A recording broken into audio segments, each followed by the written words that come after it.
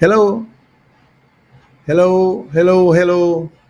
Good afternoon, good evening, good morning, wherever on a dinner the world.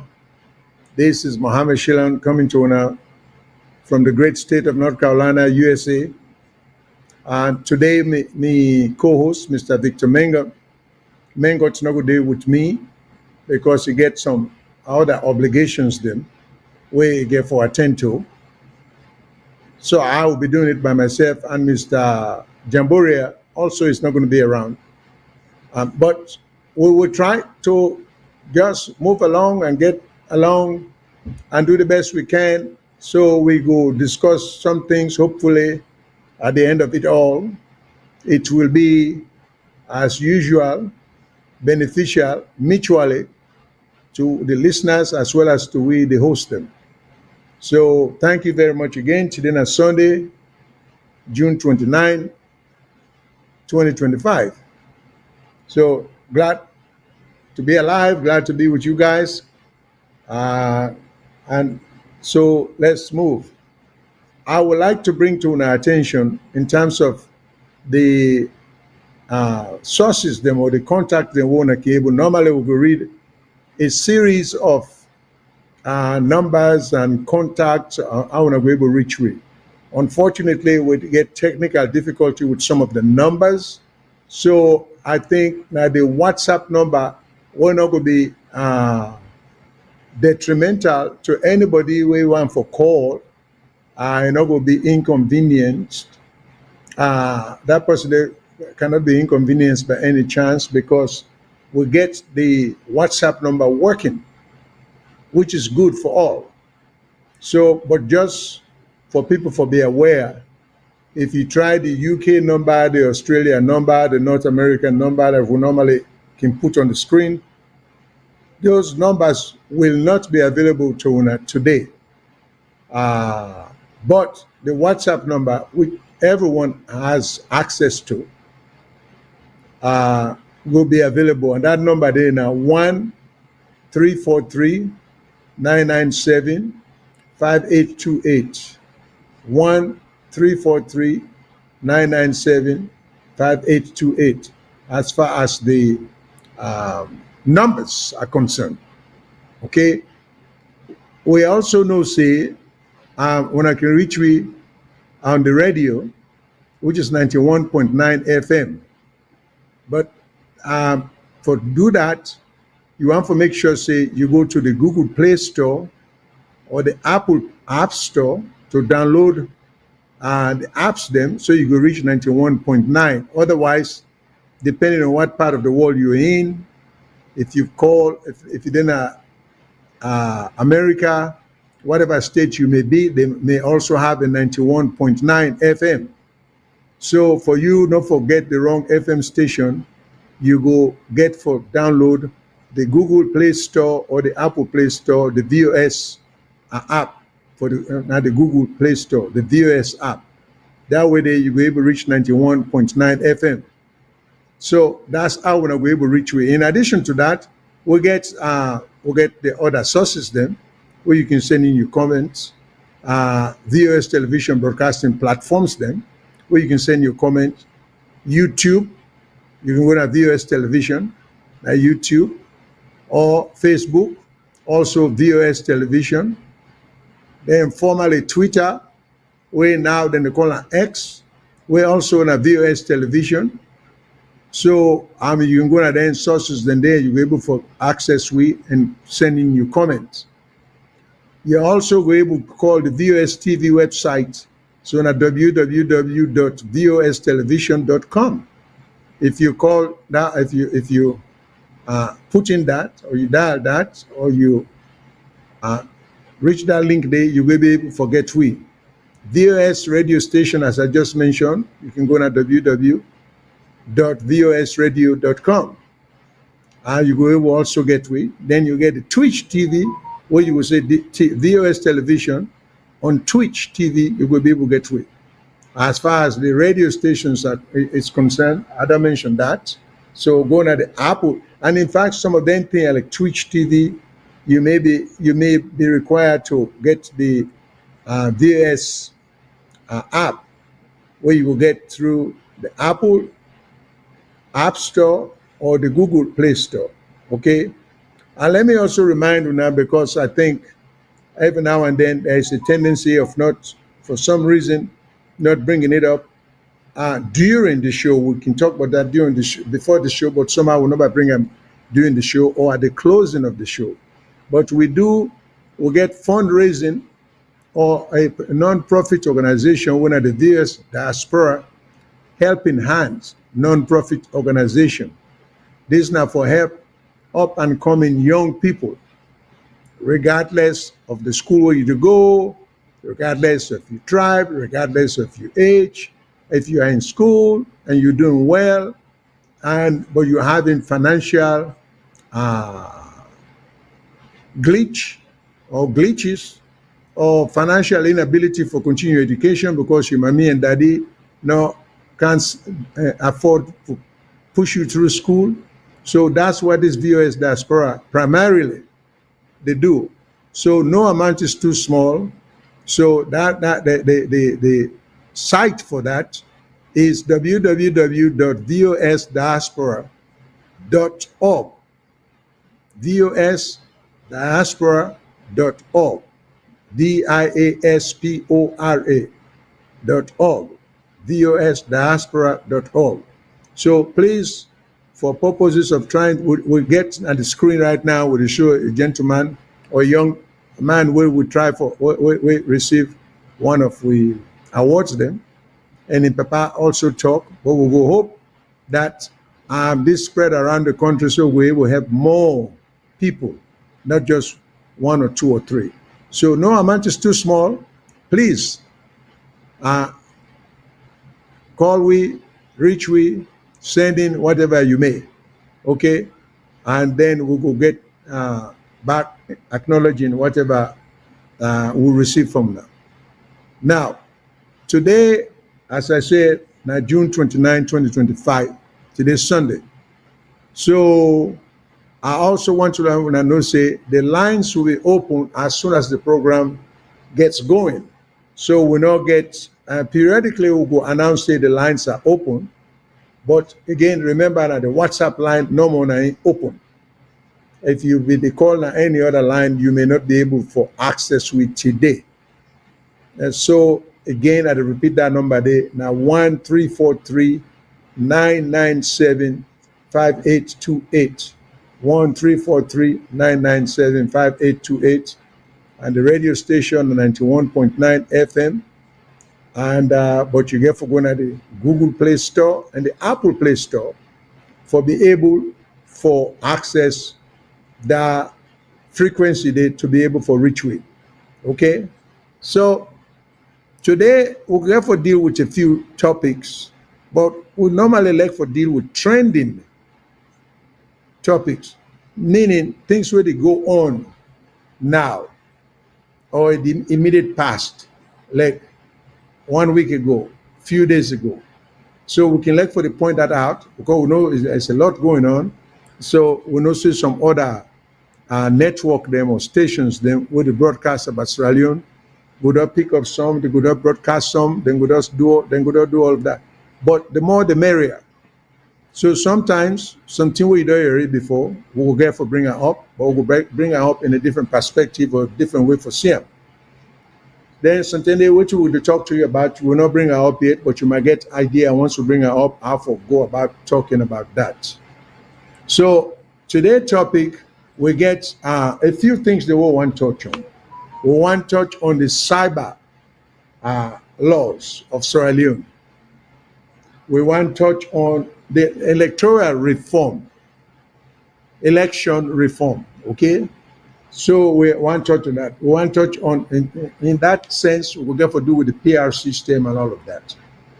But top on the list, we want to talk about constitutional protection, and which means with that of property right, how the Constitution protects your right, and we want to talk about personal protection by the Constitution in terms of freedom of speech. You know, and then we also want to talk about how the Constitution give you or give we all and the right to life and property and liberty. And we just want to bring to our attention how we think, say, those rights are not being protected by the system. And a lot of people are being taken undue advantage of, or people are taking undue advantage of the system by taking undue advantage of people.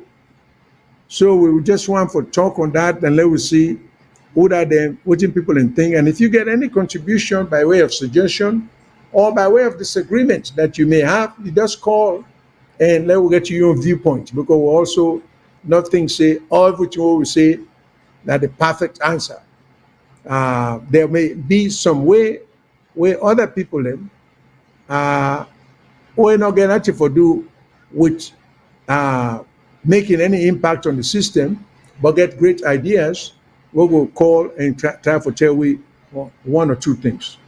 So for starter, I go ask we control room, because we want to talk about property rights and property protection. And we will deal with the Black Johnson and situation as it is happening now in Sierra Leone. And we go if we can get the opportunity for talk to the Minister of Housing, the Attorney General, and so on, for see how the system works, or how the system not to work, but how it impact people and devastate people and ruin people and discourage people, instead of encouraging people for be part of the process. So the first thing we'll start with now the Black Johnson situation.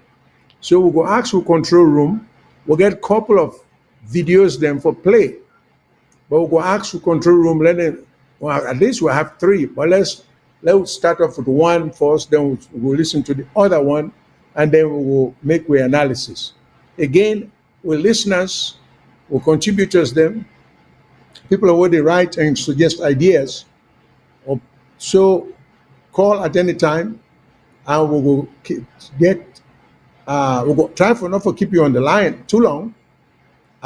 In fact, if we get away, we'll try for keep you on the line just for the 3 minutes we will say with the allot or with the give people and with the call.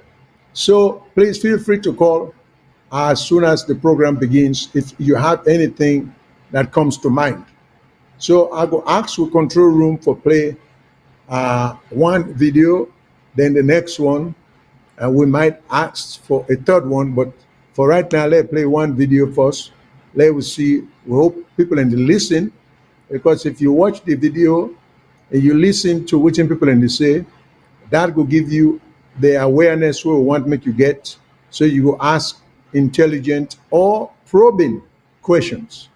So with that said, please inside 2021, the government of Salone be announced the $55 million fish harbor projects, where they want for build a Black Johnson community in the Western Royal Peninsula for help boost the fishing industry and export capacity. After where the government be make this announcement, concern become from the public and the people where they live in this community.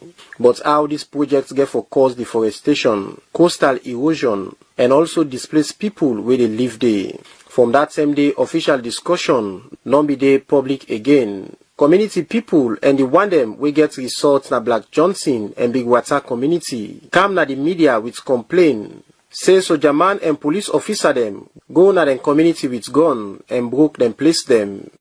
Instruction aussi soldier man there, policeman there, dans le camp machine there. They come, they meet me and say they come book. So I'm going to have people meetings there. They say they accept me. I go inside. They say me picking inside. The machine begin broke behind her. So I go inside for people picking, and then for people getting inside. The old gun, the cock gun. They say they shoot anybody. Any person inside for plenty, they will shoot some. They sign say no to fisherable because no see if you don't take as fisherable from 2018. If you post they can buy 2019 now, they not for allow you again. You understand? So like we don't know waiting Minister of Lands Day and wait say they do. Because we never say yeah get confusion government saying 1 year at least. If we get red demarcation for say this na hazard zone, but they not even for do am. Then people here continue say they don't be get any notice from Ministry of Lands for say that they can't broke the host them. No notice, no matter nothing. Nazi pass that they see they can machine, they can book. After all and concern here, Liberty Online Television talked to the youth chairman for Black Johnson, Ibrahim Kaloko, where explained about the agreement with the community be get with Ministry of Lands and the Chinese company we want for build fish harbor na this community. Then promise we say this project before it starts, then go give you lights now, and the number one priority than they. And say then go give you water for drink, we want clean water. Then say then go make for with the community center to standard. We say we all for the meet to get meeting and talk about the community development. So some of them promises they have to make the community so happy for make them and contribute towards government this in plan here. But we can see them machine now, we not see none of what them be done promise to these people them by the beginning. So you can raise concern. Some people they raise eyebrow. Apart from Black Johnson, Big Water community na other side, where safe then at the Freetongue Peninsula, na other place where people say the same police and soldier man them go and broke the host them. Memonatu Dumbuya, na the owner of Yankai Resorts na Big Water community, and be explained to Liberty Online Television, but waiting happen. They say they fire me, Bobo. Now say put the phone, don't can kill you, no can get too pain. So the soldier man and now all me man say me man not for kind say get the investor in the video then they broke the host. Go now. They go now do they chase me and say for come on nobody no for video. Anybody with video this soldier man they all don't scatter. Anybody with see phone they say they fire you.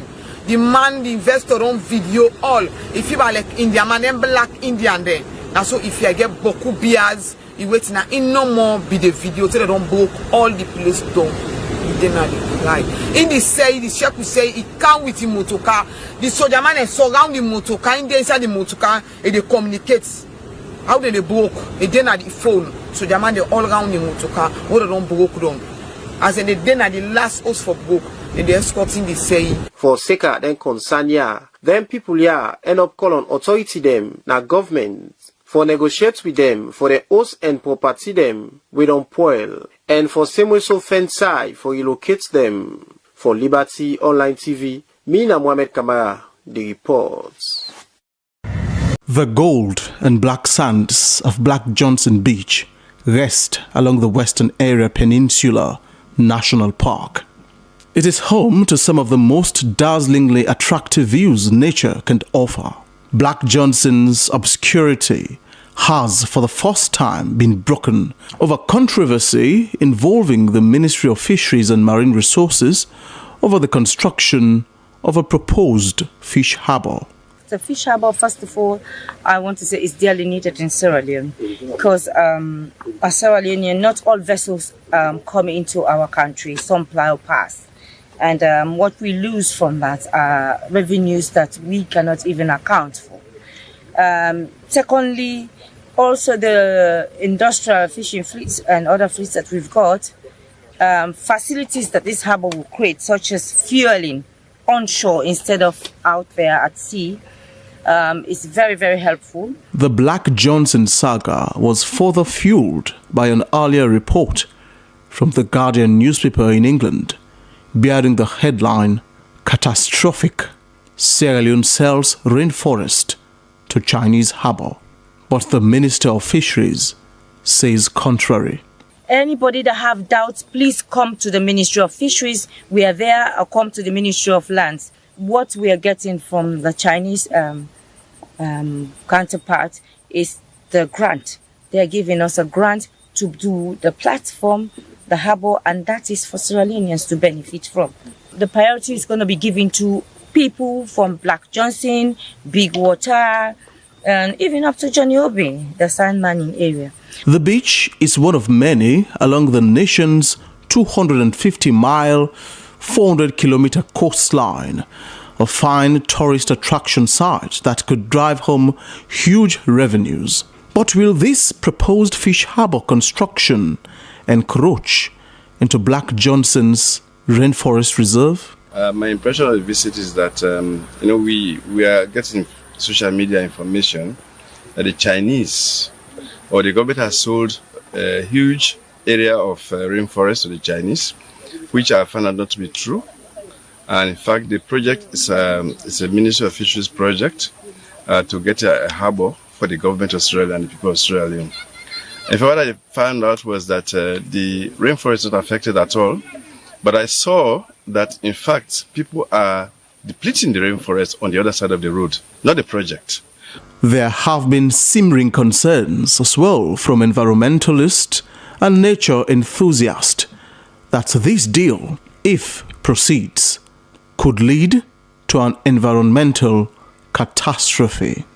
Come to Black Johnson to see for ourselves what the erroneous messages that have been going around social media that the rainforest is being destroyed by the Chinese to construct a fish harbor.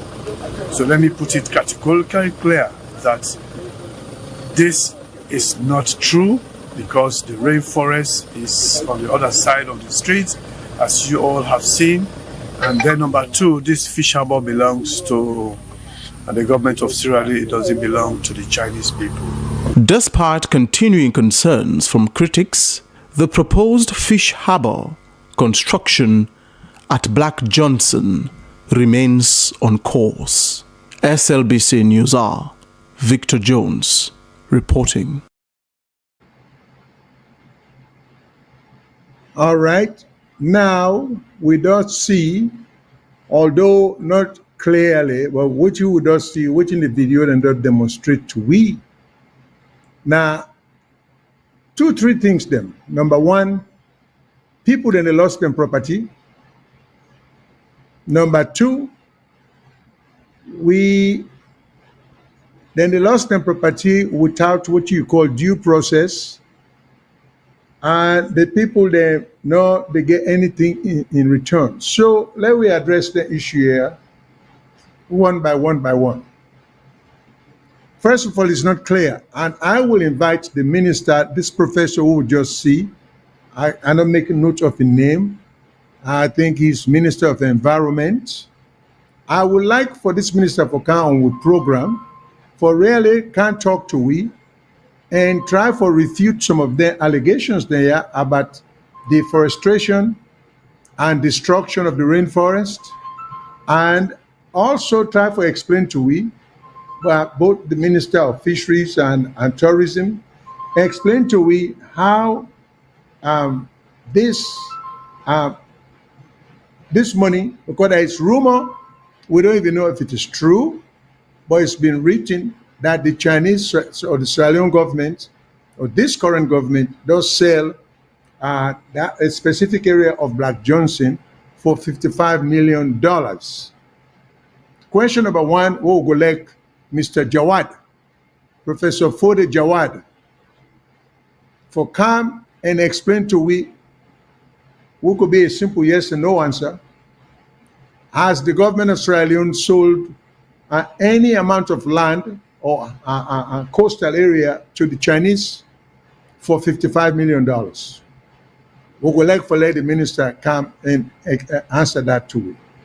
Depending on what the answer is, whether it's a yes or no, we will get follow-up questions then for ask them. Because I listened to the female minister where they talk just now.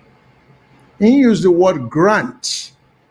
He not state the amount, but to say the Chinese, not to the Chinese people and get the thing that the government and the Chinese government, this lady, Mr. Emma Jallo,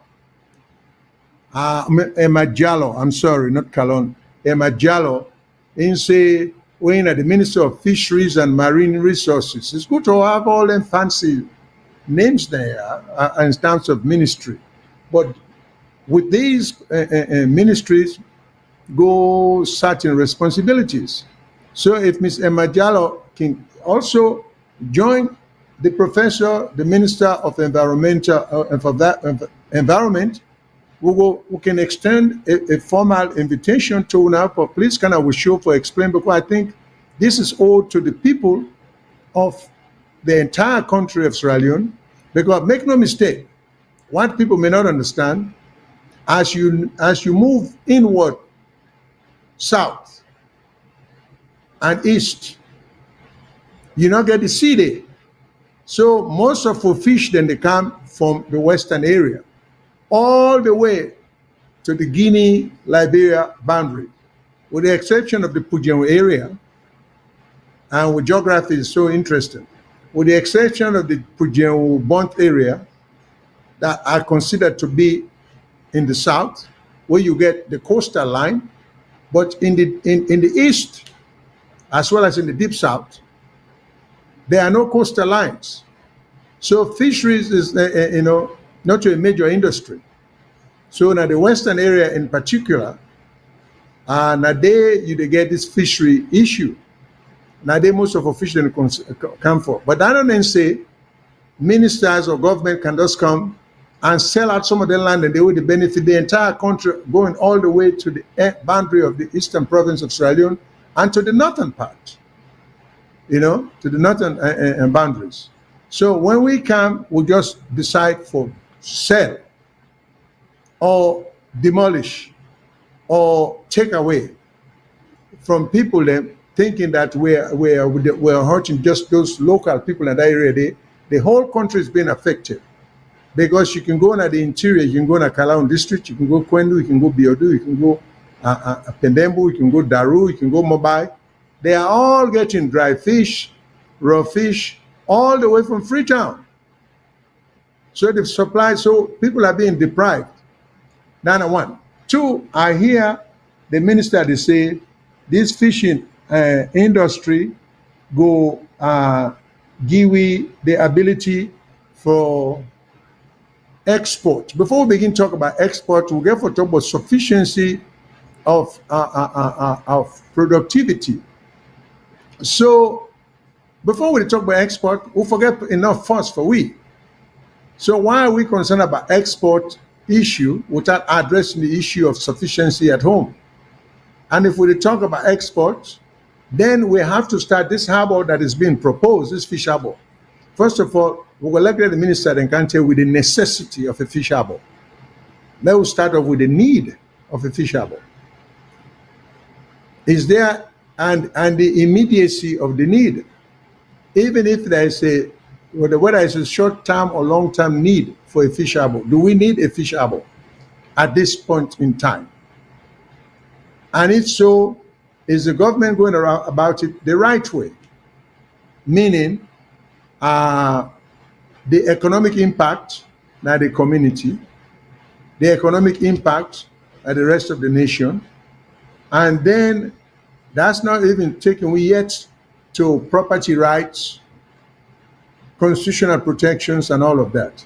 So, but if we open the fish harbor, it would seem to me the government not only owe it to the locals, them, whose livelihood mostly depend on fishing, because it would seem to me also that the government will be more interested in improving the fishing skills, as well as at the same time regulating the industry, but the fishing skills of a local fishermen there.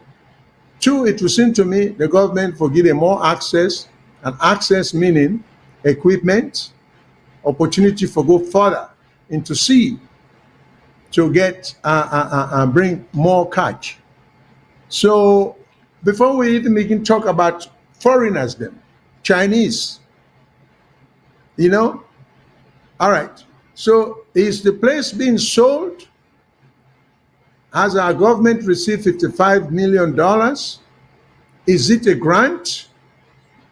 Then there's accusation about the rainforest is being affected. The minister say, oh, the rainforest is on the other side of the street.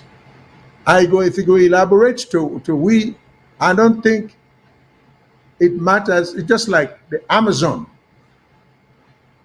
The Amazon rainforest, they affect we, the whole world. So if the rainforest is on the other side of the street, I want to understand from the professor, does it mean that because the rainforest is on the other side of the street, assuming that he's correct, it will have no adverse effect on just the street? He said the street. Okay, so I don't understand. And the professor, that's why he's a professor, he may be able to explain to we, break it down, let we understand, which he talk about why any environmental impact will not be adverse to the locality. So I think we owe it to the people, not for just kind of normal and talk book. You know, now for come and talk the language of the people in they talk. So instead of saying all this in English, break it down. Talk Creole, talk whatever language now in common in that community there. Then talk to the journalists then, English is okay. But Creole is what you need for talk to. We all will understand why is this necessary? Why is it happening? And how are people being treated fairly? How are people not losing their lifelong possessions? Okay. Otherwise, it's a gross abuse of power. So then we talk about watching then with this fish farm when I talk about also there is accusation that it might lead to coastal erosion. Well, the minister, Cincinnati the environmental minister, Professor Fode Jawad, tell us how there is no coastal erosion, or there will be none. Give us, explain to we. You just can't just casually say this not happen. Then the minister, the female minister, say, okay, call the Ministry of Fisheries and we'll feel free for. But again, this is not a practical. It's not practical for just say that. Because the people who live in that area and this, some of them don't even get cell phone. And even if they get cell phone, they don't even know waiting at the question for act because they're not going to know about the environmental impact. They want it. Even though they live there. Now that make you get a professor. And that make you get scientists. And that make you get a marine biologist. And on and on and on. And that make you get people away and specialize in forestry. Those are the people then wait for come in conjunction with the minister, explain to we, the environmentalists, and I'm not sure, the professor might be an environmentalist, someone with a degree in environmental science. We don't know. So all these are important, putting the right people at the right place. So it's nice, it's impressive to have the title of a professor. So now, professor, your job now for teach, now for enlighten, and now for try for make we all appreciate the good work we do. So tell us how there will be no environmental impact now. Tell us how there is no deforestation or any threat of deforestation. You see, now we don't look at so now the people are waiting in the area are complaining because we see there is one video also we may want to play that they will see where the machines then they break down people in home. Now we don't see where a couple of people then come in, then talk, say in the beginning the government had approached them, then promised them light, then promised them water, then promised them community center, then tell them, say, their lives will be much improved if they harbor. But you see, light, water, and community center, now an improvement of their life, but what about their livelihood? What good is it going to do if light day if the people are not able, they cannot afford electricity? Okay. What good is it going to do if they bring water for them, but they cannot afford the water rate, if there's going to be water rate? What good is it going to do if you open community center, a center now for people and for meet and gather and hold meetings and probably speak out their grievances? So what good? I think the first order of business should be livelihood. Are people going to lose their livelihood? These people at Black Johnson, they are mostly fishermen. What impact is it going to have on their daily lives? That should be the first and foremost thing with the government for address. So we know about that.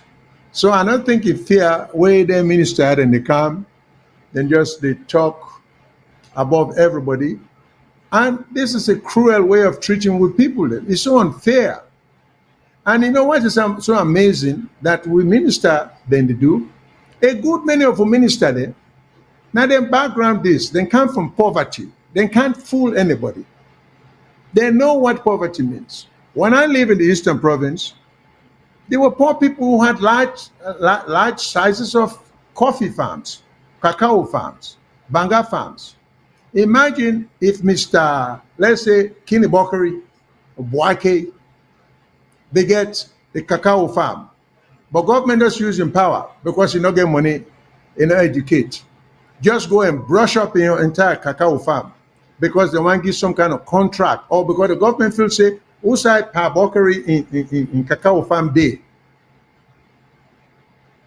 The government just decide say, na good location and there for some kind of project for the government.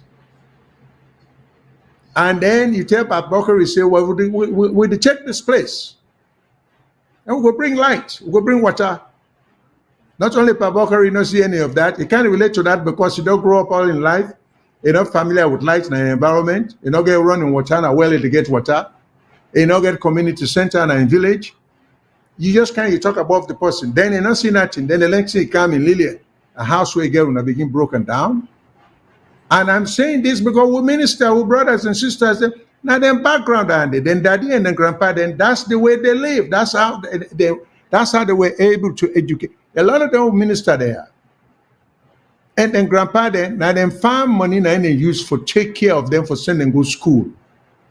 So instead of una then a power now and try for protect and see yourself in those people who are struggling with the little thing we then get when they reaches down there, una they abuse the law, una they take advantage of the law for just destroy their property.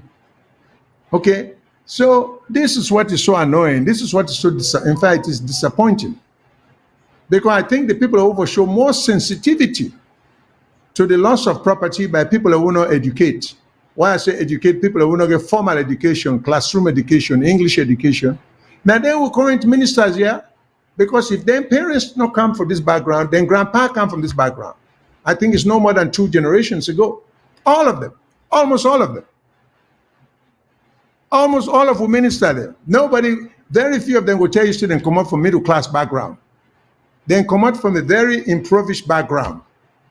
And the one they now where they make money, where they make more and this and that city, oh, life be good. Let them come forward and tell me. Let them come forward and tell the nation. Say where them be there in Kalang district, Pujong district. Oh, then Papa be get 20 motocar, be get 10 servants. They might brag about Papa be get 5 or 10 or 15 wives where he can feed, where he can take care of.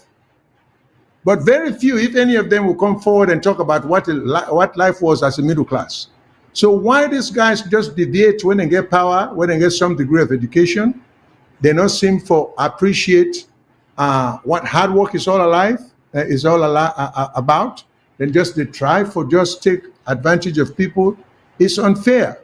Now, me not come out of the part of the country where they address the issue here. But I know a lot about some of them who brought, I know a lot of them past, some of them who brought here, we come out from that part of the country. Yeah. They are in such a hurry to put that past there behind them that they don't even think and they want to convince themselves or believe, say, not to them past that. But that's their past. Now we have to show more sensitivity. Now we have to show more concern. Now we have to show more love. Now we have to dream for these people for make a better life for them. Not for to use the power, on a newly earned power, or on a minister, or on a government, for deprive, the weak and the helpless, which is what is happening. Now, we there say, and besides the deforestation, and we all know which is a deforestation, that we lose, and this fish harbor, not only harbor, but then they cut the trees then they cut all the things then where they keep the ecology together. Then they destroy that. So now we hear about soldiers, soldier-minded, they participate in the destruction. Well, again, my disappointment goes with the opposition or to the opposition. When you begin to see people and property are being bulldozed, how can the opposition be quiet if not the government, if they do it under the auspices or at the behest of the government? Isn't this something that should require the involvement and the condemnation of people who are not immediately affected. You know, now this whole practice, again, if we're serious about governance, if I have anything to do with government, let me put it that way. The first order of business, now forget the police out of politics. Police should not be involved in this thing about inviting people to question them because they say something, they express a constitutional, or they express a constitutional right, and then the police from nowhere. I think a good government will try to curb that power there and keep them out of politics if we want to run the country right. Because the police, not only do they think, then they represent, the police are the people they're supposed to protect. Instead, then they turn on the people under the guise of trying to promote or protect the government in power. But in reality, the police is there to protect all of us. And because of that, the police should never ever have the power on their own for us to see a speech and then claim they dislike the speech. Therefore, they will harass somebody by asking you to come down to the CID and be questioned. Okay? And then they for the try for improve the country, because government after government, they make that mistake. The Albert Magai government make that mistake there. The Ernest Kuruma government make that mistake there. The Chijan Kaba government make that mistake there. For just get the police at will, for just to call people and say they're invited. And it just contradicts the definition of invitation. Because if you invite me, an invitation is a request. It's not an order. An invitation is a request.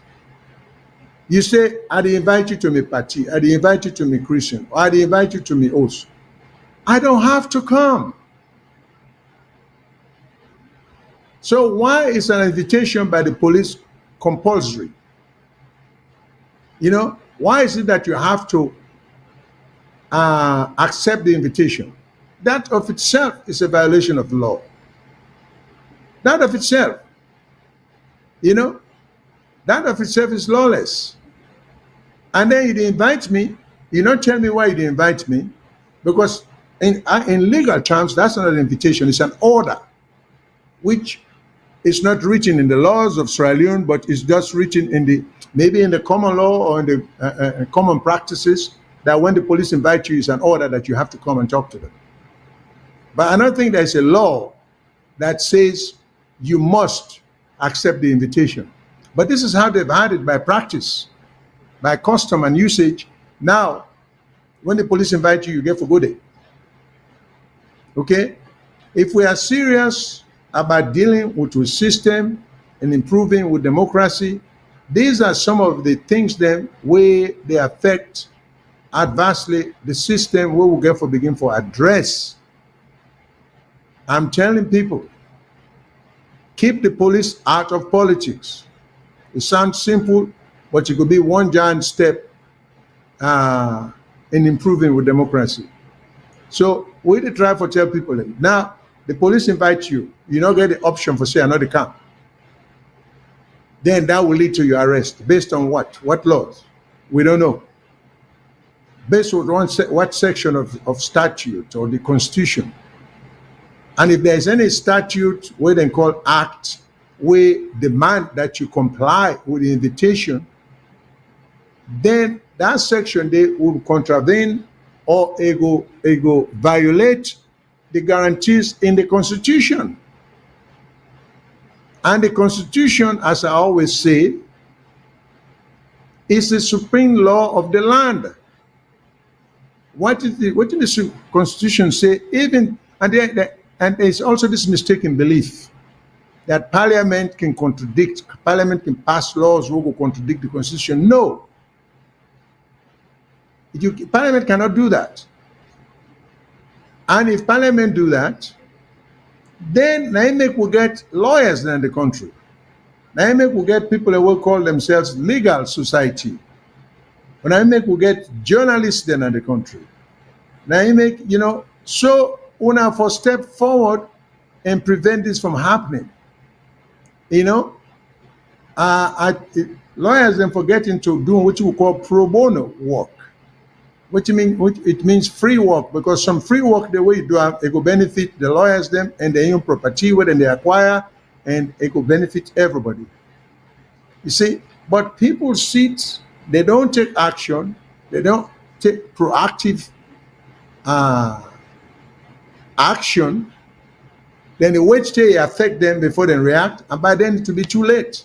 Because for every time the government step out of bounds and will allow them to do things, all when they do, when they enable the government to do worse things. Okay? So, and everything I'm saying here is for everybody, it's good for everybody. Because all over the country, people do take advantage of people, undue advantage of people. I remember growing up in the Upper Bambara Chiefdom, Kalaun district. There was a time I came home on holidays. I realized they don't brush and they cut down significant amount of coffee farms them. I mean, these were highly dense coffee farms and they cut all.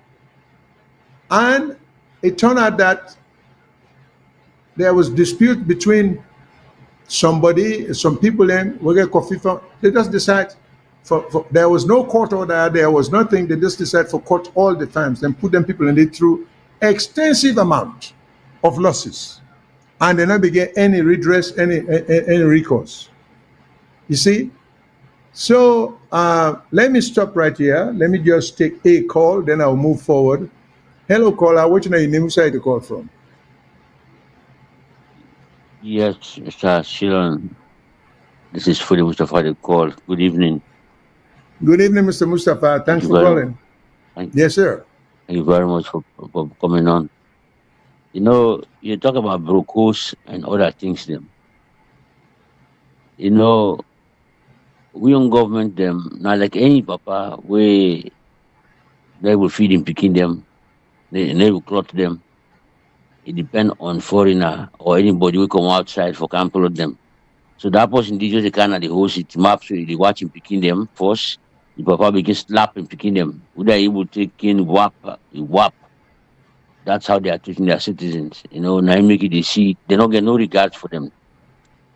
As long as they say foreigner don't can invest. Okay, let me say 50 million. Somebody can invest 50 million.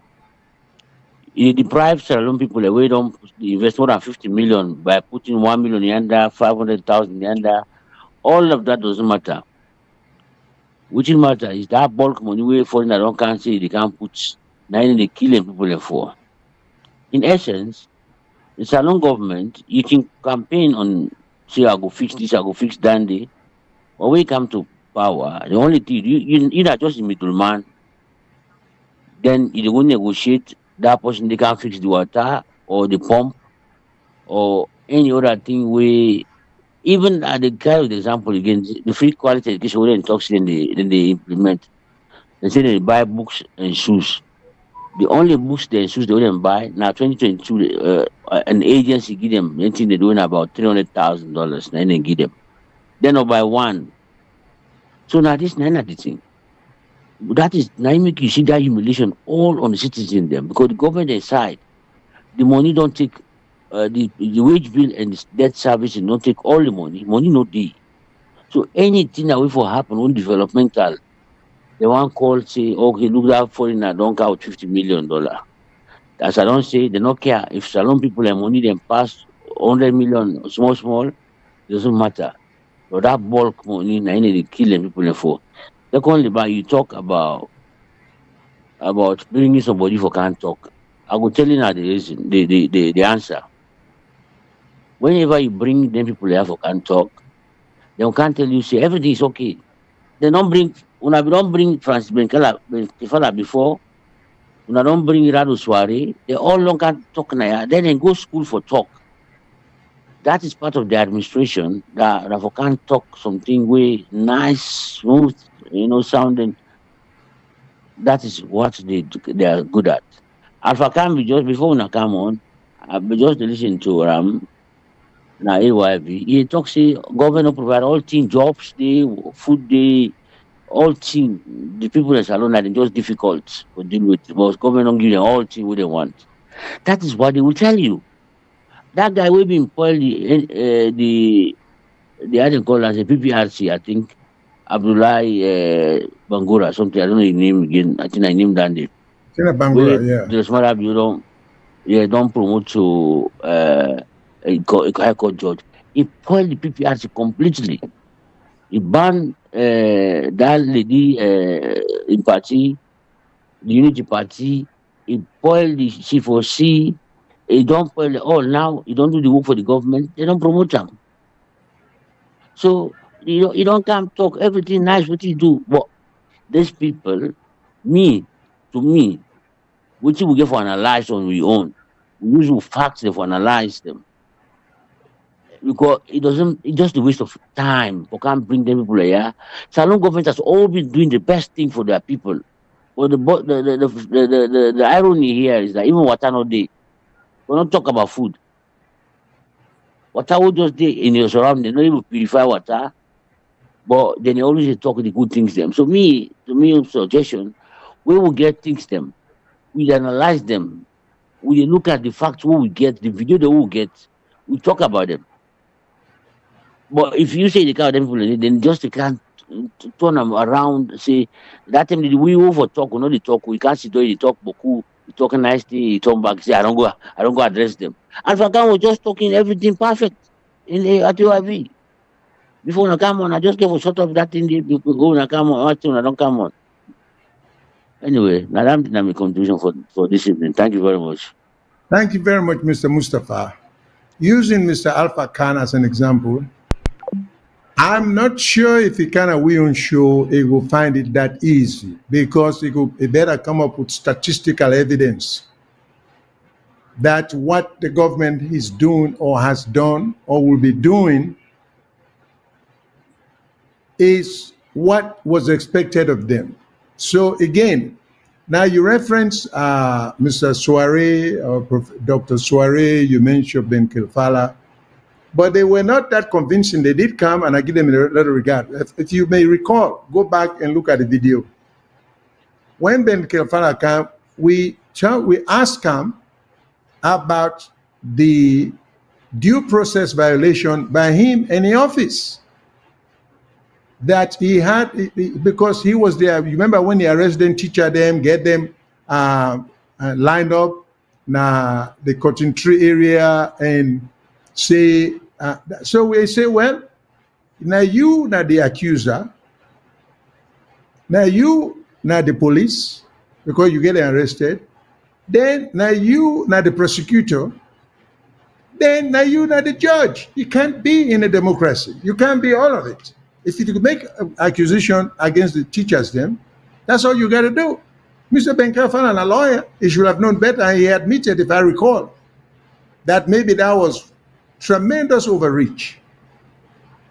And if you remember Soare, I recall asking Soare, as I've always attacked the Local Government Act, I've often referred to the Local Government Act as an obstructionist law act. First of all, I think basically it's unconstitutional. It violates the Constitution.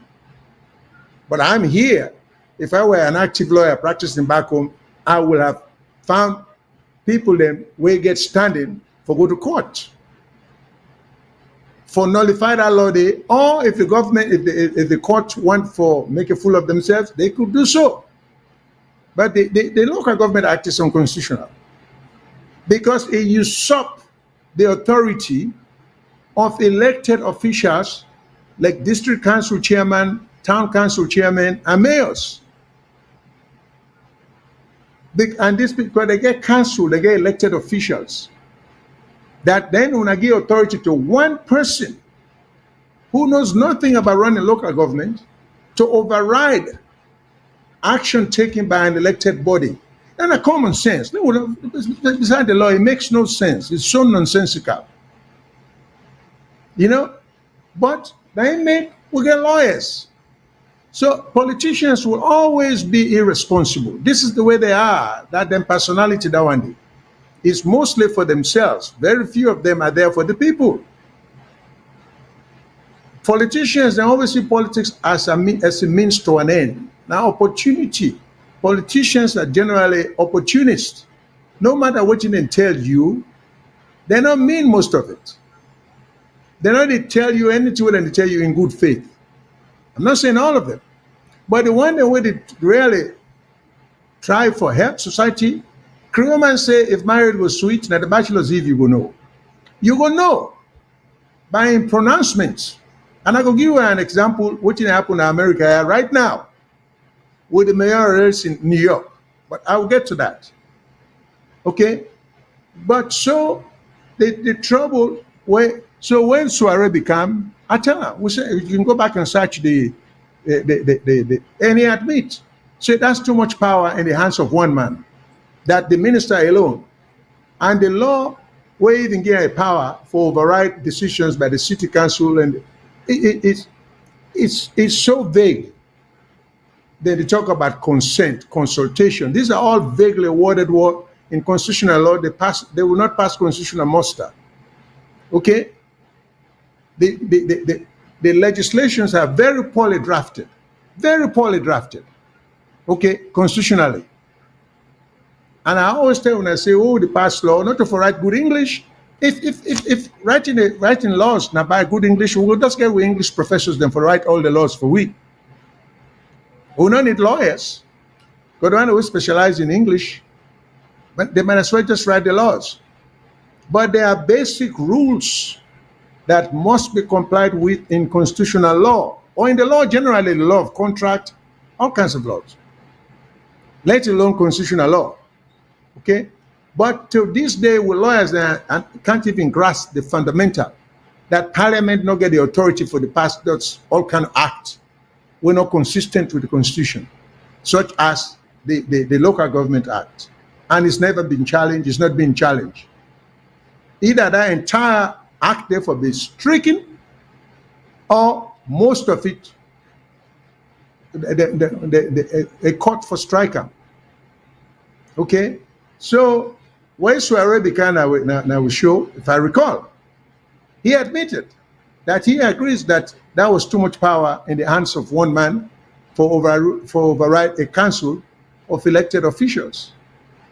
So I don't think Mr. Mustafa is a waste of time to bring these people, because they can be exposed if they come, because they cannot talk over the heads of people like us. You know, they can go to a town meeting and say anything they want to say, but if you're not the kind of show, they will have to come better prepared. I remember we asked Mr. Kefala about some investigation where we think, say, it should not have investigated the way they accuse somebody of money laundering. You call the person before you ask them for investigator, you tip the person about what the accusation is taking place, what it was all about. When I tip the person, then when I say, come in. It doesn't sound like if I don't go tip something, then you call me, what is it, Mr. Shillon Tifam? Then you say, Mr. Shillon, well, by virtue of my office, we call you for can't talk to you about something, where then say you thief. Now you thiefer? No, not to me thiefer. Anyway, come, let me just put on the record for say we call you. Who's kind of investigation now and then? I mean, one of the essence of investigation are the element of surprise. You know? So I don't think they had their way, but they are the government officials. It cannot be a waste of time to bring them, even if they can and talk some two and I agree with. It's good to have them on record for posterity. So Alpha Khan, where you reference, where you say the Khan, they say all this, that doesn't mean he's telling us the right thing. And that doesn't mean, he cannot be questioned. So I like to know, because I don't listen to the broadcaster where you talk, but I like to know where you say government to do everything. First of all, let's start off with everything. What in the definition of everything? You know? Then we can ask them questions about the essentials. If government don't do everything, why are we having regular blackouts? Why are we having water shortages? You know, why will health system not improve it to go backward? Why would they get widespread? I mean, so government don't do everything. Let me make him explain what you know everything. This is not just what you say. He has a right to say those things. But that doesn't mean he is correct. You see, I don't know what why they ask him. I don't know whether they agree with him. I don't know whether because that's a friendly platform, that's why he goes there. We don't know. But I know say if he kind of win platform, we will get all due respect because I don't believe in any form of disrespecting any authority. We'll get the fullest respect. We will talk to him with respect. We will try not to embarrass him. You see, all those protocols we have in place. But we go probe. And we will point out inconsistencies, irregularities, deficiencies. We will point these things out. Because now we job. Like I always say, some of way to do this, not just out of the goodness of our heart. We don't have to. A day like today, I got many other things I could be doing. But so much can be done for the country and we'll get the ability. But we cannot open a fish farm at the expense of what people have. If you cannot tell the people our fish farm will benefit the country, because I don't think we need an export fishing industry. Let me go back. In the 60s, when fisheries, what I know but now, I think it still exists. You see, we always get ill-conceived ideas when we come up with something. And I mean, some of you might have forgotten, but let me just remind you now. Okay, let me digress a little bit because there are people sending in comments. Some of them have to be read. Mr. Shilon, it is well said, but as you mentioned about the opposition party, nobody knows what's their role as they are mute to all the problems with this government. I agree 100%. There are lots of things I do not understand with the opposition, and I'm not necessarily saying APC, but in particular, APC and others. What has become of all the other parties? They allow APC for connive with SFPP. If the beauty of a political system back home, now the existence of the small parties then. Because the small parties then are the balance of power, and they hold the balance of power. So when APC irresponsibly, either by action or inaction, allow SFPP for work in cahoots, for do away or disable the small party, then you hurt the country. Think of the Temu Bangura, their own formation of parties then. Think of the Karafa Smart, their own parties then.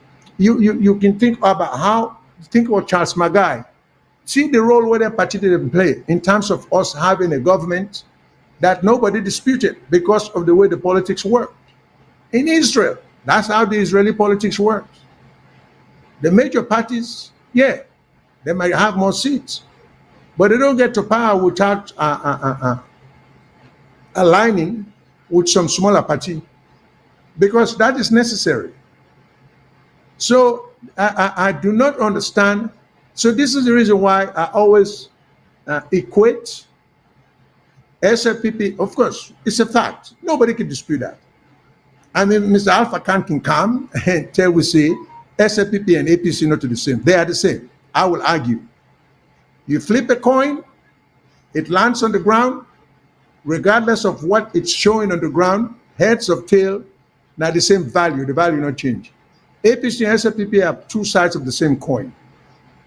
I mean, these are some of the basic things people need to understand about the system back home. They think alike, they operate alike. So if SFPP go out of power today, APC kind of power, you will see no positive change. I can guarantee you now. Because they are all there for themselves. These guys, they were once in power. We see what they do. We see what they not do. So I don't know why people are fooling themselves, saying APC and SFPP. These are just bunch of irresponsible political parties or cruel, insensitive parties then, period. Okay? Now, let me take another call. Hello, caller. What's your name? Who side you call for? Hello. Hello. Is that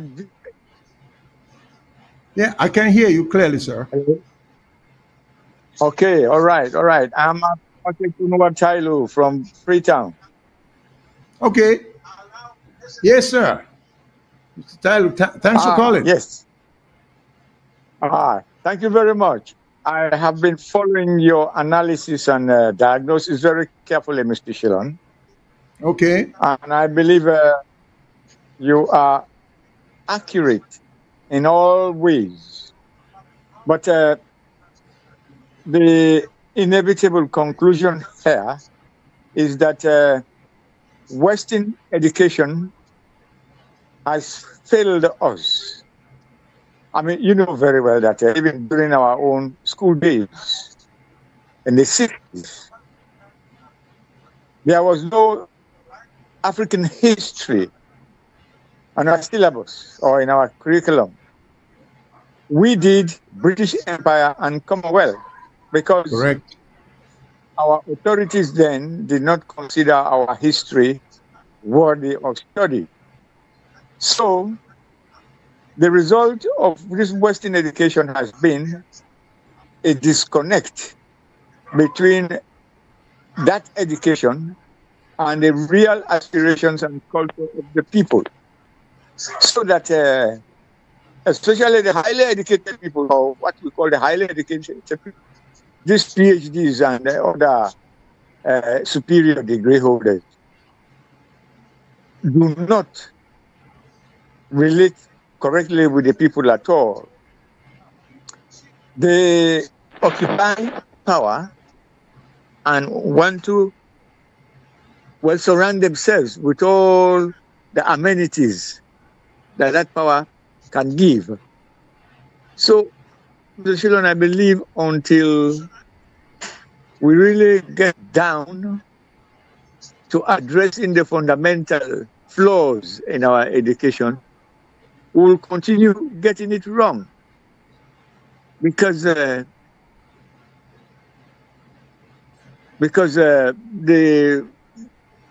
personnel that are produced are all... Oh, okay. Are you getting me, sir? Oh, yeah, clearly. I and the rest of the audience can hear you very clearly. We have to get down to the drawing board and review our education system so that we really produce people who can address relevant needs of the people. Until we can do that, believe me, we are just floundering in some darkness. We are not really making progress because that is a fundamental flaw. The disconnect between the education that we are having and the reality on the ground. Well, I will come back again, sir. Thank you very much. Thank you so much. I mean, thank you for calling. I am in total agreement with what you just said. And I think this at the talk where we really try to understand. You know, now, of course, that is a discussion for another time in terms of the education with the European and everything Mr. Tyler said is so true. In my days, we were not taught African history, we were not taught history of Sierra Leone, we were taught history of the British Empire and Commonwealth, for sure. And I know there's nothing wrong in knowing the history of our colonial masters. I think that's part of the educational process. It's okay. Okay. What I think was wrong, in fact, I think it's an intellectual argument or discussion. I am one who takes the position that I don't blame the British or the Europeans or our colonial masters for all we lackings or the things that we're not able to do today. In fact, it can even go further for say, well, I don't even want to accuse them of miseducating us. Because to me, I think we're giving them a lot of credit than they deserve when we say that. Because that tells me they were so conscious and they were so visionary, that they knew how to manipulate we, and they knew. No, I think all they knew about us was that we were a bunch of selfish, greedy people. Because slavery is the best evidence of that. The European, when they come, when they thief with people or when they get with people, they were buying our people from our people. They don't wage war. They don't start slavery by any violent means, which is so characteristic of the Europeans there. But slavery, that's a certain starter. Now the people sell, we sell. So the Europeans were quick to say, hey, we don't need for waste energy with them people here. They are easily manipulated or manipulable by simply just give them little sugar, little tobacco, little this and that. Then go sell them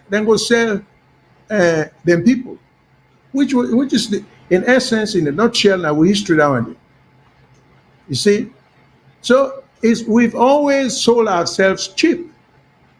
So we can't put that blame then at the white man in head, because I think the white man wouldn't come, because if they were so bad, we can't deny say and give it good education. We can't deny say and give it good civil service structure. We can't deny that. We can't. The other things we cannot deny. That we can't deny say and give it good infrastructure. They did all of that. They sent us to their countries to understudy them, to come back and improve the lives of our people. We can't lose sight of them fact then. So now when we claim say we don't even, because in the colonial days, you hardly saw a white man who had a PhD or even who had a master's degree. I mean, let's face it, during our time, who among us remembers a white person, even those who were teaching at the universities? Some of them had bachelor's degrees at Fraley College. Who were the professors? There were very few Dr. this, Dr. that as professors in Fraley College, white professors I'm talking about. Okay?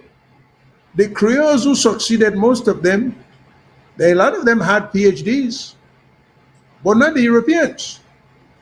The Europeans who were running some of the businesses back home, the PZ, the USC, the SUA, the Kingsway, the Unilever, and on and on and on. These were guys probably just from high school. They were not college educated guys, they're white guys. But what improvement did we make when we PhD and master's degree business holders then begin substitute or relieve then white man and they when a high school education and began? How did we improve the system? We run the systems, the businesses into bankruptcy with master's degrees then. So I am one you cannot convince that it's all the white man's fault. And we have to admit we're just selfish, we're greedy, we're insensitive. Not that inherently we get weaker intellect. No. Now we proclivities them for selfishness, for greed. Neither overshadow and neither overcome with ability for reason. That's what we see. And that's why I say it could be an intellectual debate. So I give the white man very, very, very little fault here. And I give them very little fault because if the tables were turned, now we will get the upper hand for conquer other places then. Now, please save me that righteous indignation there.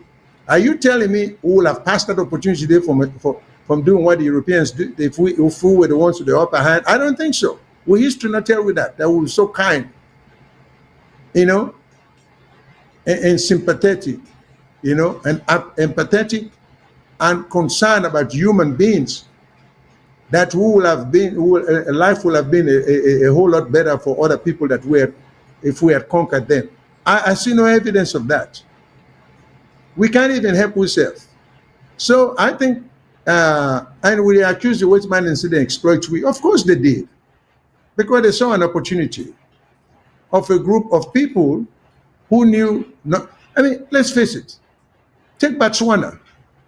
When did Botswana become conscious that they had diamonds? In the 1960s. Well, we don't know about that. We don't get the presence of SLST, Sierra Leone Selection Trust in Sierra Leone, for about 100 years earlier. Compare Botswana now, compare Botswana today.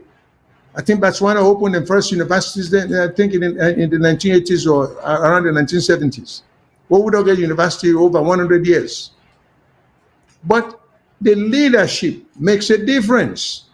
Because all it takes is a vision as to where you are and where you want to go or lead your country to. That's all it takes. There are always many smart people in every country that could work with the president to lead us to where the president take we.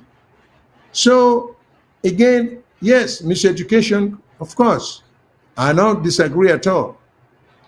You know, because in school days, when we all did our assembly, before we go to class, we sing, we're all going to our classes with clean hands and faces to pay great attention to what we are told, okay?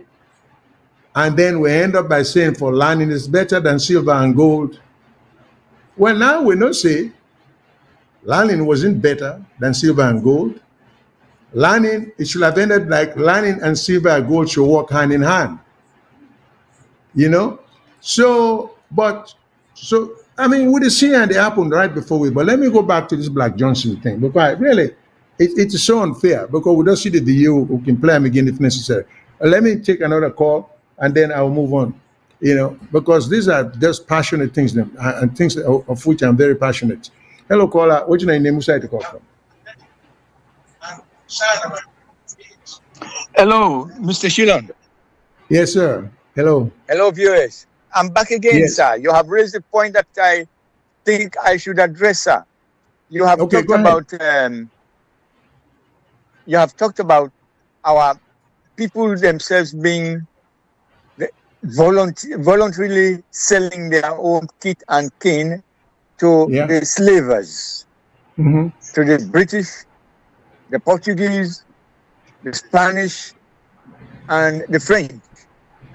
Well, I want to refer you to a very important academic, the late Professor Ali Mazrui of East Africa, who made a very great clarification on this point, that when, throughout history, when an outside force imposes their power and dominates an area, the local people are well divided in a manner that power is given to those who agree with their own philosophy and interests.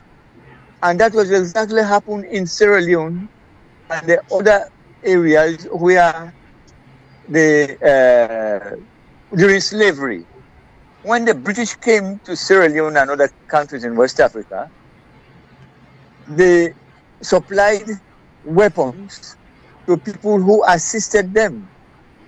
And those compliant rulers, those who were willing to further their own interest, that is, purchase slaves and have them shipped, these were the people that were spared and were brought on board.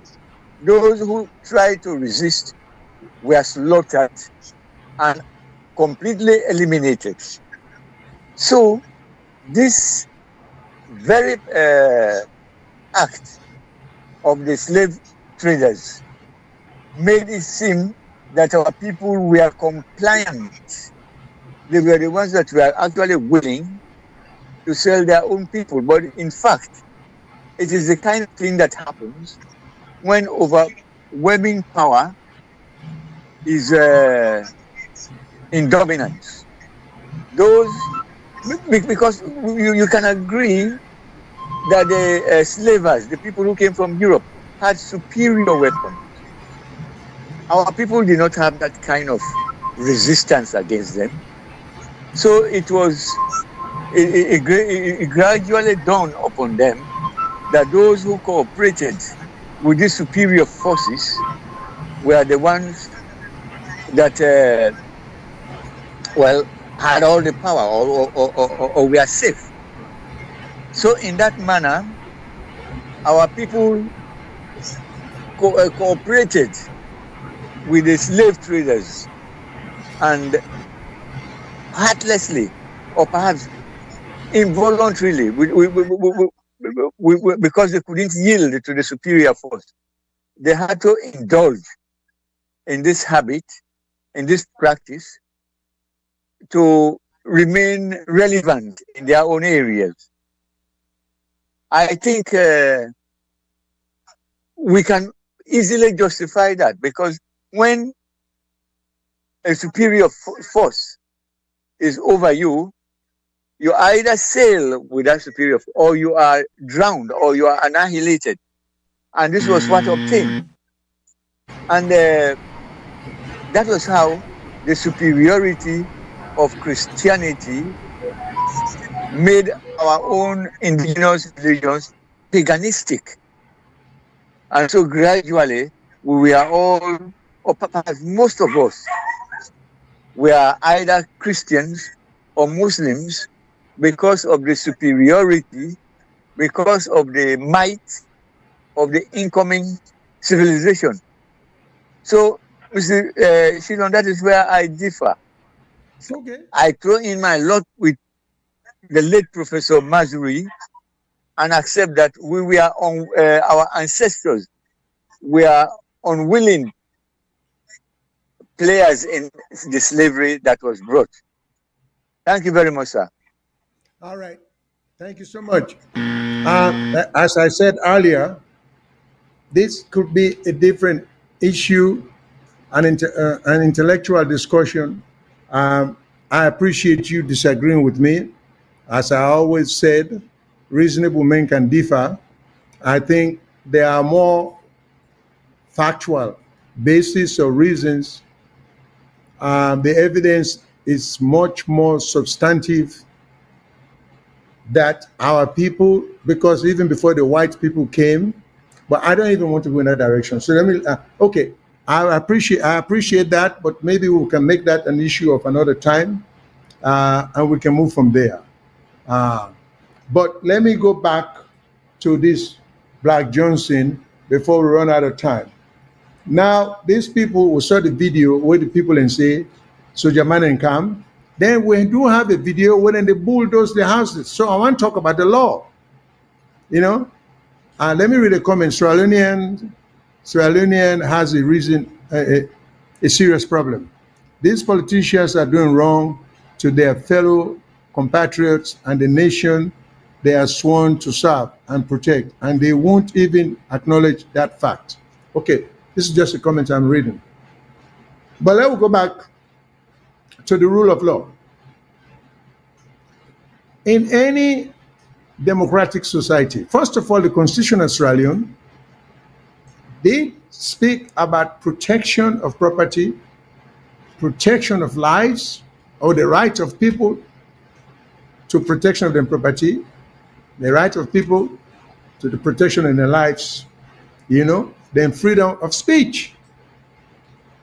Now, how can the government, first of all, why will a ministry or a minister, why will they have authority to demolish anybody in property without court order? Where is the due process? Says who? You see, what minister, what ministry should have that power? In any democratic country, the power is given to a court.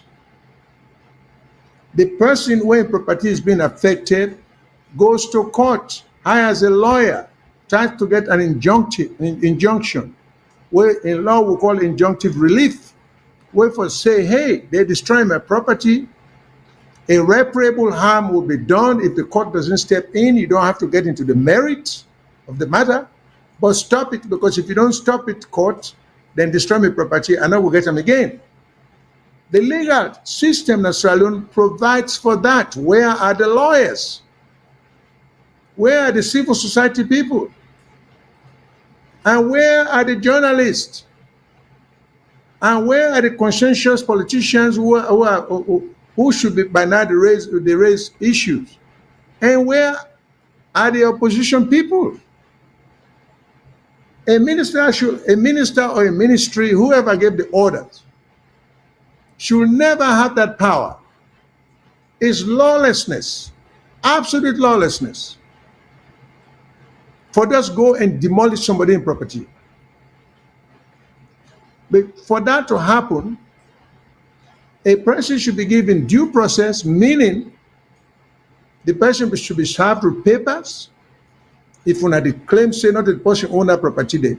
Now, if there is agreement that those properties being taken, being demolished, unquestionably belong to the people who are being affected, then there is a theory in law where they call eminent domain.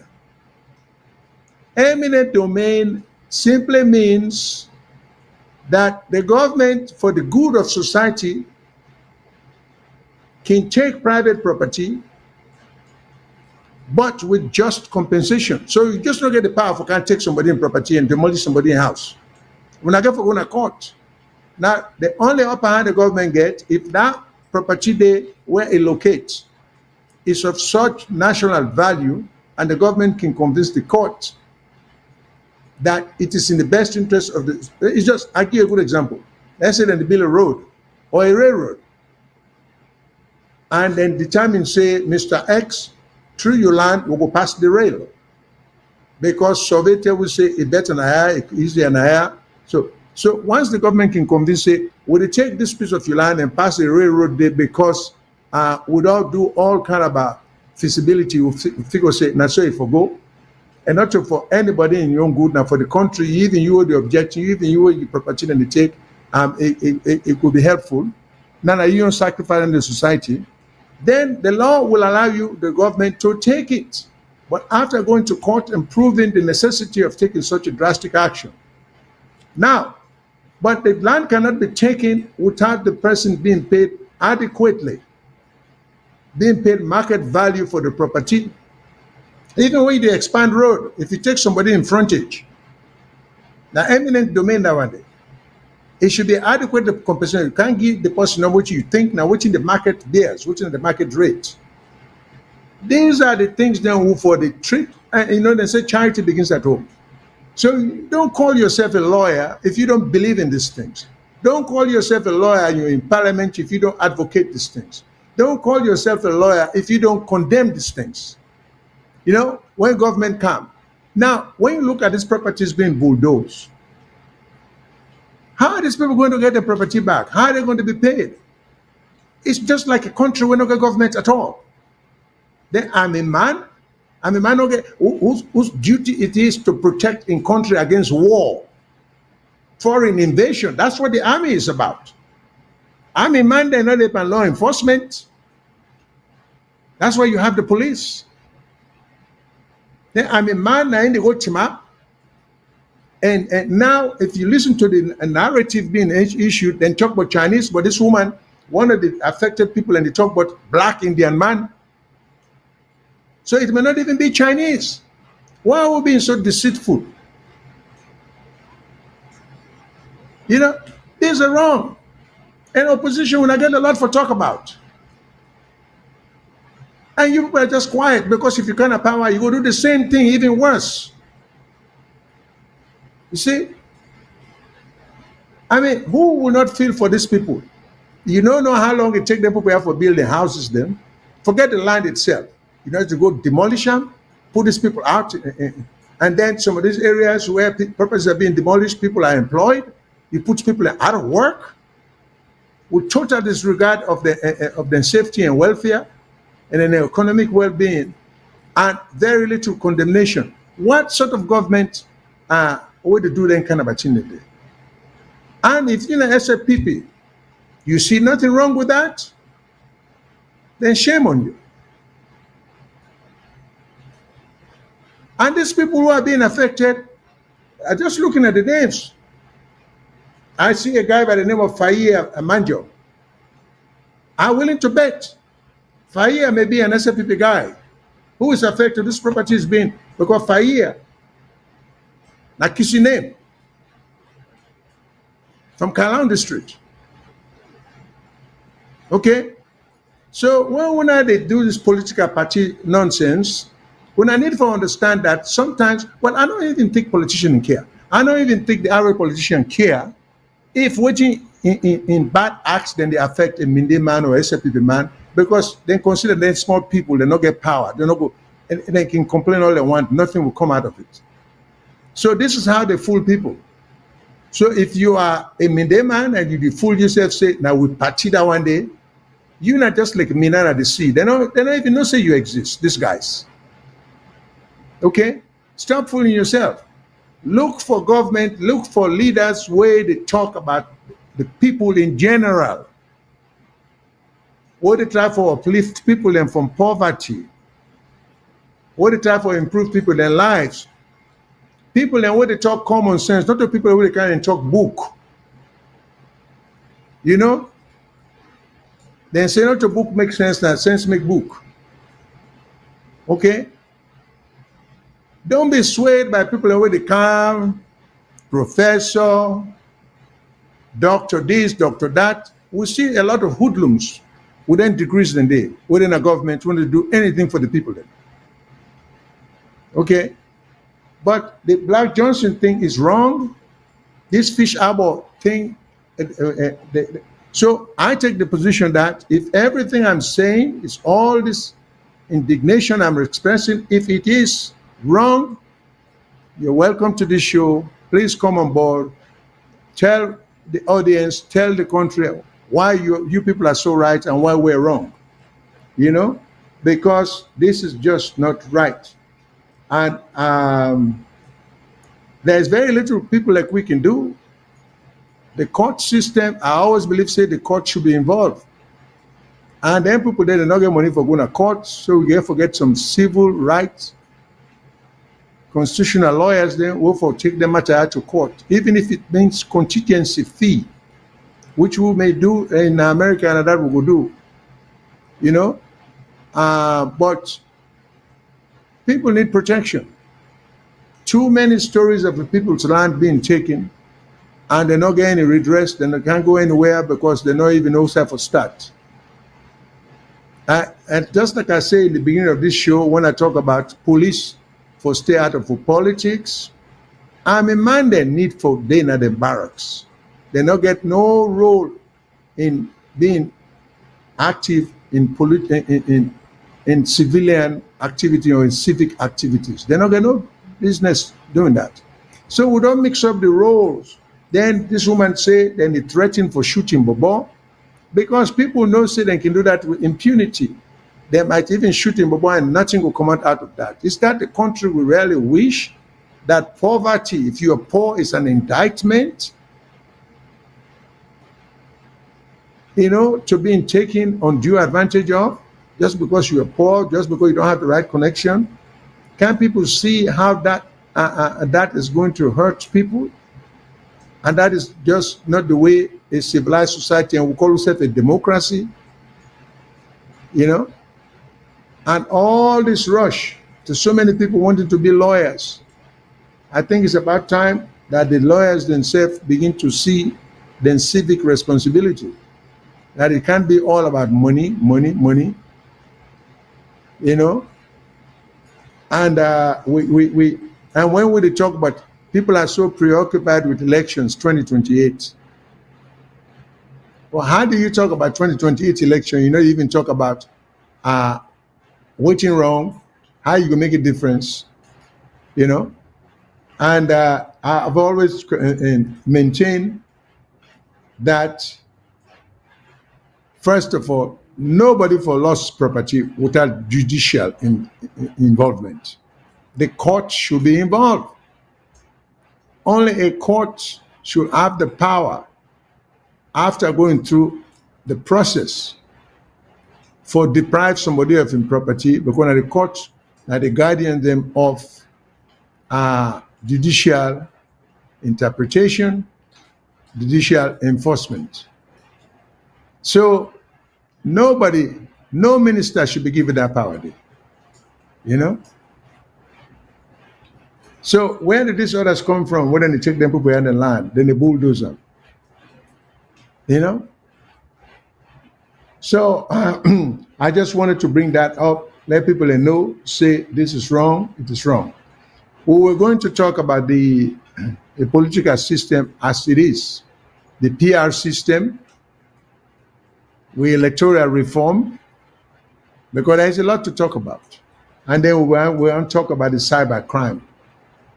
Okay, what me and Mr. Mengot are going to do, we're going to talk about the Cyber Act, what they end up put in Parliament, what end up pass.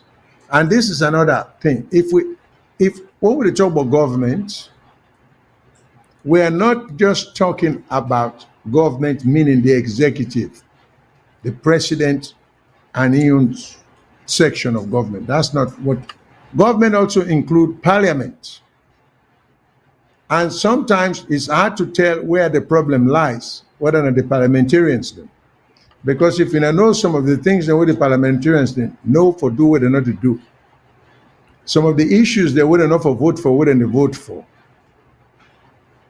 Some of the things they wouldn't for object to.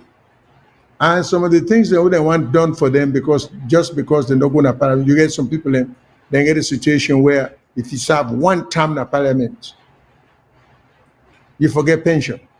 Like you not serve 2 terms. And you forget certain amount of money. And then lately then they push for more medical coverage. All of that is good. Parliamentarians are human beings too. But we are not go there for pushing your interests. We are go there for represent the locality where we come from, waiting they adversely affect our people. Now, going back to this fish harbor, it reminds me of the early years where we get fisheries, the current fisheries. I will not give the story before. I think people need to know the history. Fisheries was owned by President Tolbert. Tolbert. I almost wanted to say Tubman, but it's Tolbert. Then they can invest fisheries, then they can open an Australian, not Australian and be get them. President Tolbert and brother James. Now, when the president they in power, now they operate the president in business system. Australian has always been looked upon in that region there as a safer place to invest. The Guineans feel that way, the Liberians feel that way. So fisheries was open, was set up by, and the whole purpose was to be able to package, fish them, and ship them abroad. But what happened was totally unexpected. President Tolbert and brother, who was the general manager, who was the operator, who was the overseer, died in a helicopter crash. So he had no one, the president had no one else to run the business or one trustworthy to run the business. So he decided to sell the business. He contacted President Stevens. He said, I want to sell a fishery where we can open yonder because say I just recently bereaved because my brother James died in an helicopter accident. So Pa Shakir decided that he go look for a buyer. Let me read a comment, I will continue the story. Bio in his recent speech on return from ECOWAS summit said, police is about talking. No, politics, I'm sorry. Politics is about talking, and I am talking. But when opposition and other civil activists talk against the system, they get arrested. Oh, okay, they get arrested. Well, that does, yeah, that's what's going on. Where is the New Law Society? What are they doing to advocate for this where vulnerable citizens? Well, in defense of the law society, this is a legitimate question, but I don't think now they're part of the response. Now they don't have to, but lawyers, the profession is usually projected as a noble profession. The nobility of the profession is because then they take on civil rights issues. Then they protect the weak, the disadvantaged. That's what made the profession a noble profession. So then the law society need to live up to the image, of being a noble profession. So come to the rescue. They don't have to. But I think that question they should be posed about, where is the Attorney General and what role are the court and the Attorney General's office playing when people's properties are being taken arbitrarily without due process? Okay, going back, there's one more comment. Samurai is now responding with regular speeches after BO statement. Politician has the right to talk anything about the country, good or bad. Well, it goes without question. I mean, what's the point of free speech? What is the point of having a constitution if, in fact, again, this is the role of lawyers. When unreasonable restraint is being placed on free speech, you go to the court, you oppose, you object, you get injunction. When one demonstrates, the responsibility of a group is to let demonstrators know, say, you got to be law-abiding. You cannot damage property. But free speech entails, vigorous articulation in terms of how you feel. That actually land you in jail. But when we don't educate the police them feels it a job now for stop people and from saying anything negative about the government. This is where the problem lies. So if APC can have power today, now the same way they will misuse the party. So somebody needs to start talking about that. But let me finish this fishery story, because now that would have seen a Black Johnson there. Let me get to bring them up. During the time when fisheries opened, when Pashaki one take over, because the true story is fishery was owned by Pashaki. Jamil Said was just the face of fisheries. Okay? So President Stephen tell President Tolbert, say, I go find somebody for buyer. That Jamil Said became the face of fisheries.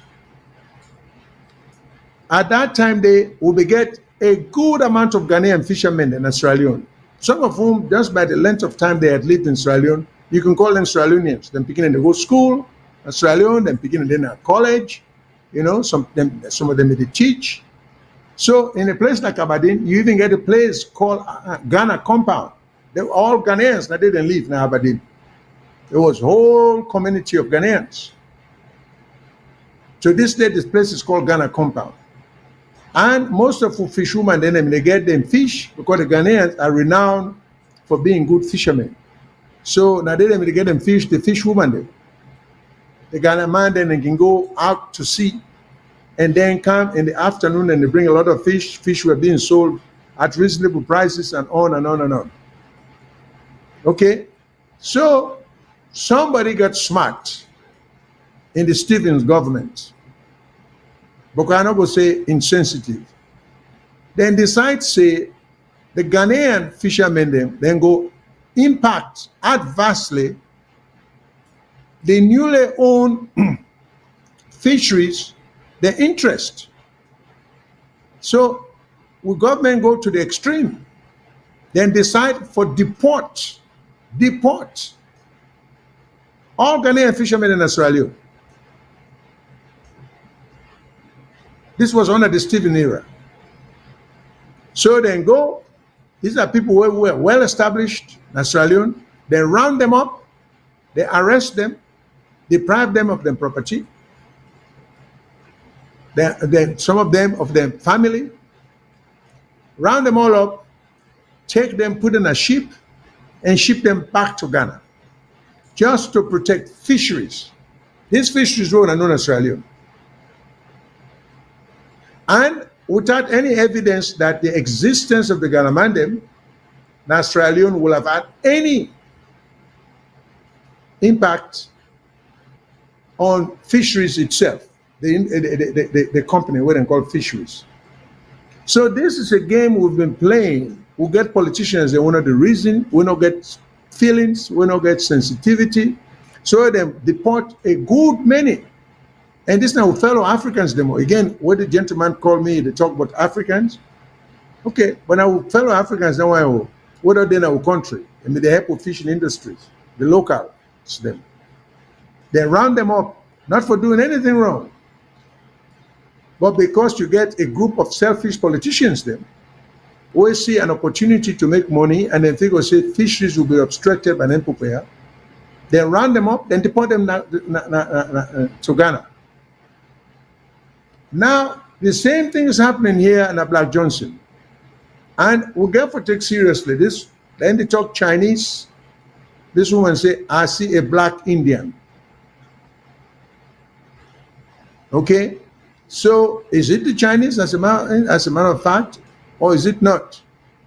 But we know these are some of the things.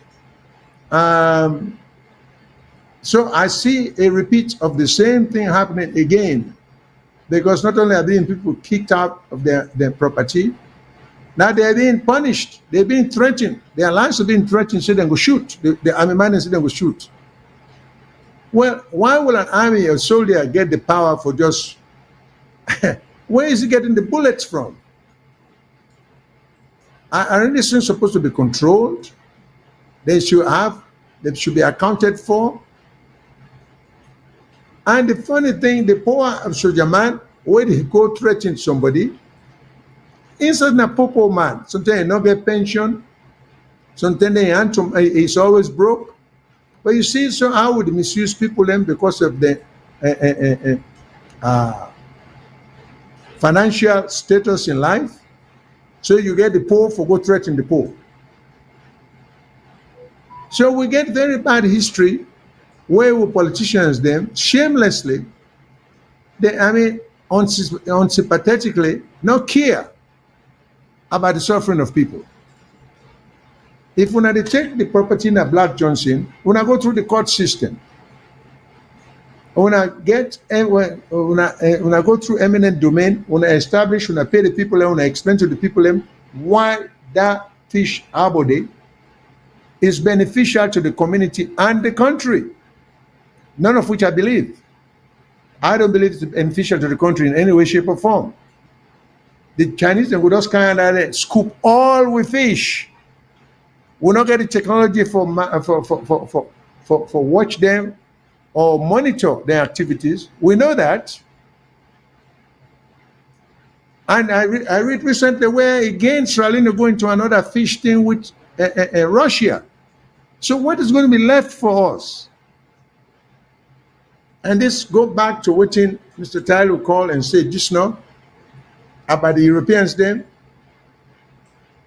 Now, invasion or not, now they undo with security for the benefit of a few. And we need to see that. We keep the point fingers elsewhere.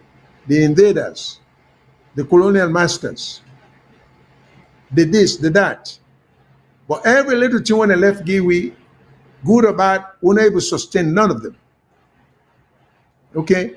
So I'm just simply saying this is bad stuff. This is bad stuff.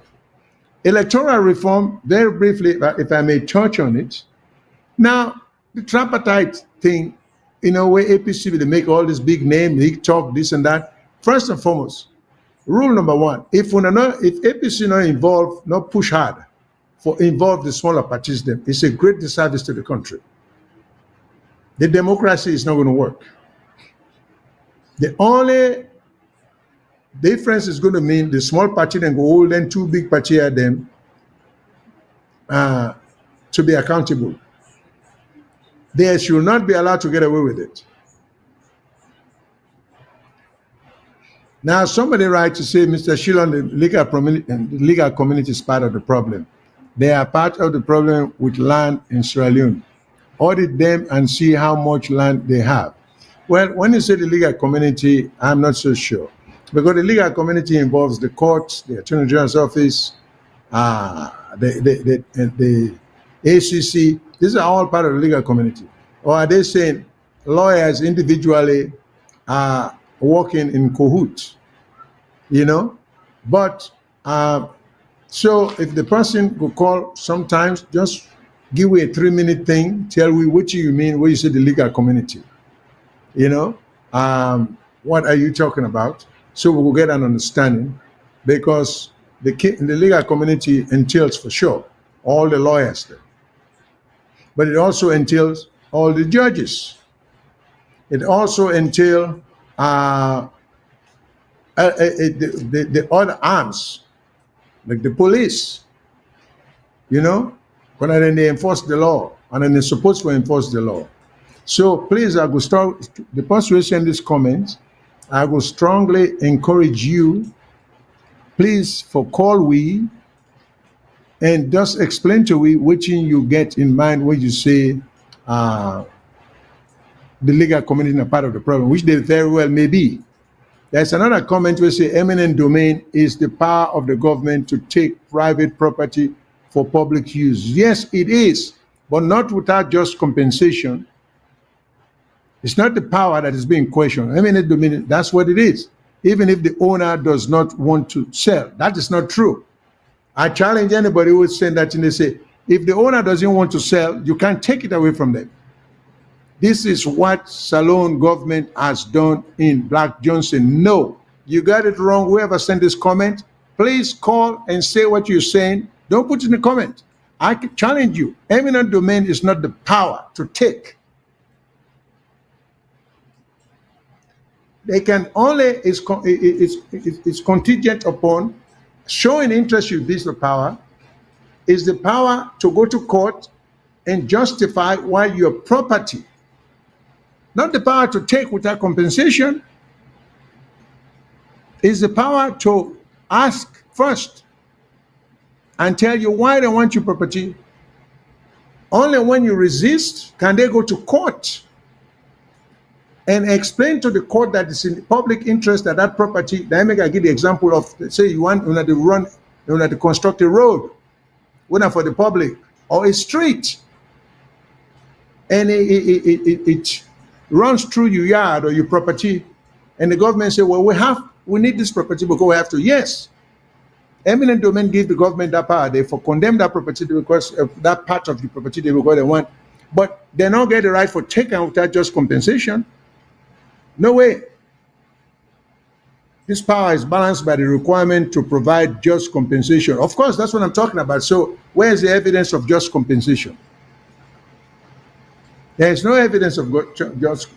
Then without a court order, eminent domain required that a minister could just bulldoze? No way. So whoever sent this comment, please go back and feel free. Disagree with me, challenge me, show me authority, because that's what will I do. You show me authority and say I'm wrong. That eminent domain means the government can just come and bulldoze your property without court order, without due process. Show it to me, I will agree. But eminent domain means the government can acquire, in fact, I don't think the word is take, acquire your property for the public good, but not without just compensation and due process. Eminent domain does not deprive you to disagree, to resist. It happens here all the time. People refuse for selling property. If the government think they can find an alternative way, they can avoid that person, they say hell. But if they think they cannot, they have to have that property, they go to court.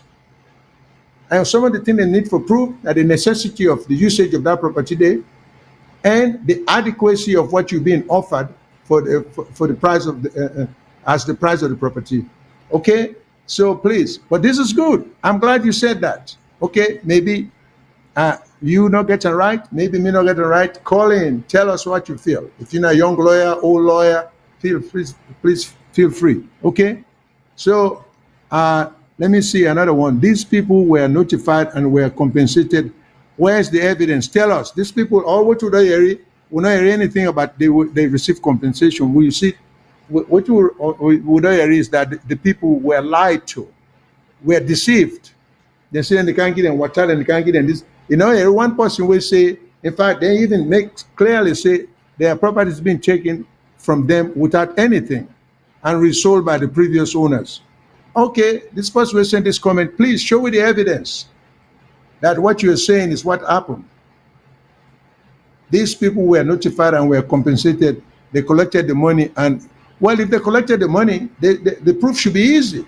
The government should have evidence. They should have documentary evidence that these people had sold the land to the government. But I guarantee you that's not what happened. And again, when you make that statement here, be careful because you might be the next victim. Or maybe land where you do works hard for fame, government will take them from your Pekin or your Grand Pekin. So if not the foundation that day you think, because maybe the one they want to do it now, you might be a beneficiary from that act day, but you might end up, you and Pekin there or Grand Pekin there might end up being unintended victims. So with that said, let me just stop right there. We're at the close. So next week, me and Mr. Mengot will be back on. We're going to talk about the PR system. We're going to talk about the cyber law. We're going to talk about the electoral reform. And then, until then, thank you for listening. Thank you for your participation. Please, always welcome to come up with views that are different from ours. We will hammer it out. And hopefully we all will learn as we meet every week. Until then, good night to everyone.